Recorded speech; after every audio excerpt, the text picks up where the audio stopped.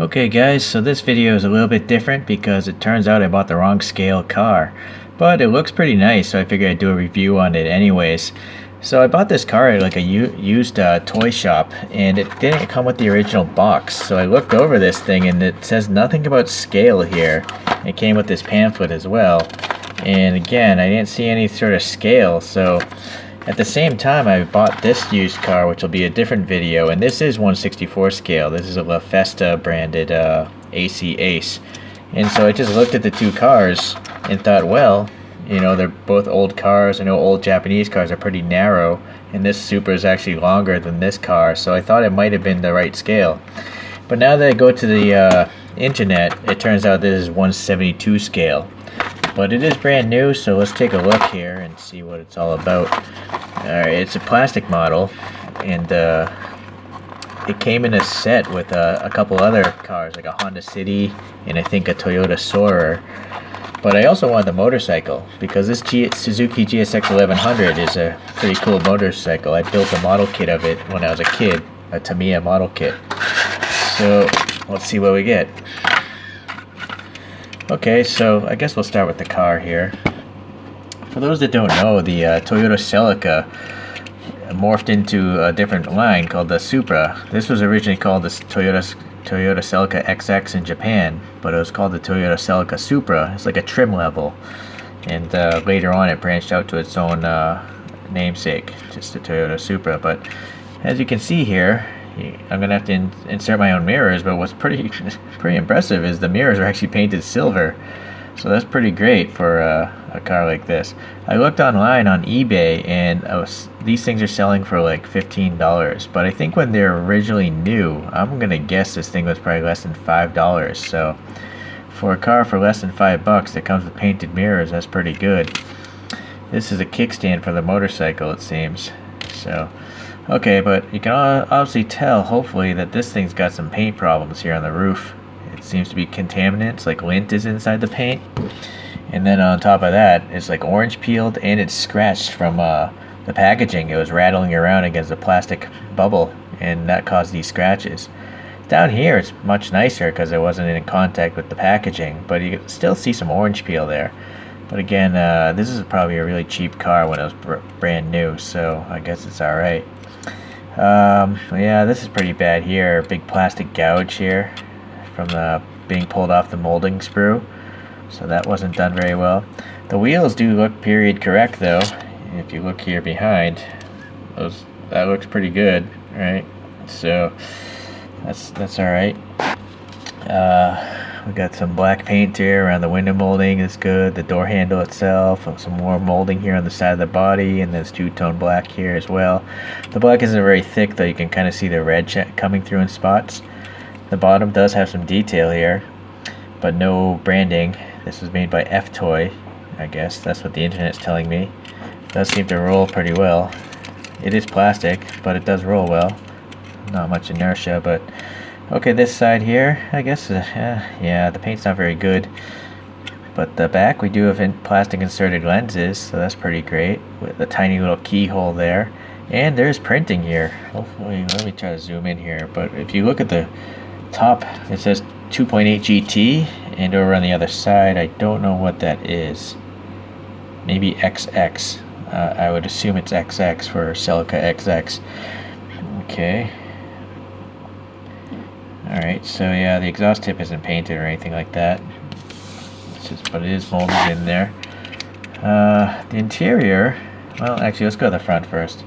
So we have inserts here as well on the front, plastic, different colors, right? So that's good. The blinkers do seem to be orange painted on top of that clear plastic. But here, again, there's a problem. Some sort of plastic hanging off, probably from the sprue. Different, well, some white here for the license plate, and there's a texture in the grille, although the black isn't hitting it all the way. So now we get to the interior. You can see the steering wheel detail, some ribbing in the seat cushions, and the 2+2 seats in the back have some ribbing as well, so not necessarily bad.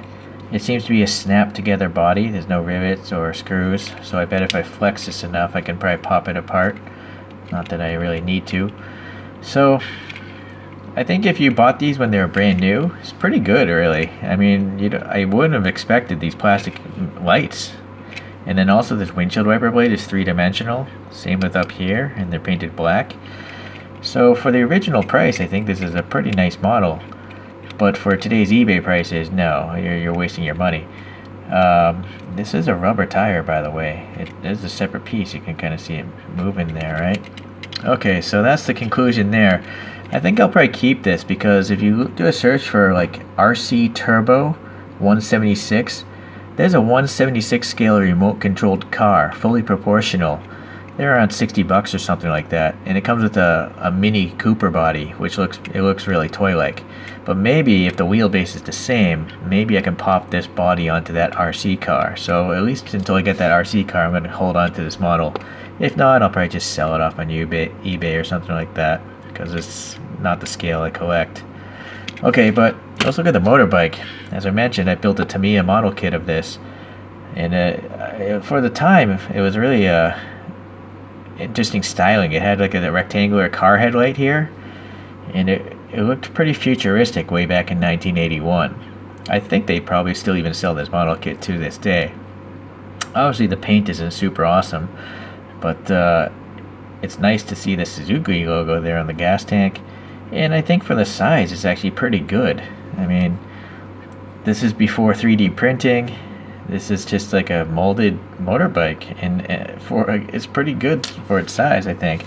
I just so happened to have downloaded a file of a KTM RC8, and this is printed out of resin. The shroud here was too thin, so I had to clip it off, and the support sprues caused this dimpling effect, so I'll have to fill it in and sand it. But this I scaled to the proper dimensions, and it's actually quite similar to this. So if you look here, wheelbase wise, yeah, this is true to scale, whereas this is a little bit smaller. But I think it's actually passable. I think I'll probably keep this motorbike, so when I put it into some scenery or something like that, sure, it's a little bit smaller, but it's good enough. I mean, I wouldn't want to paint this. It's just easier for me to hold on to this and keep it. And yeah, eventually I'll paint this thing orange, KTM orange, but everything takes time. I'm doing these reviews, not enough time to paint stuff. Okay, so I guess the last thing I want to do is actually just show off it next to a more 1/64 scale car, and this is an Aoshima Supra.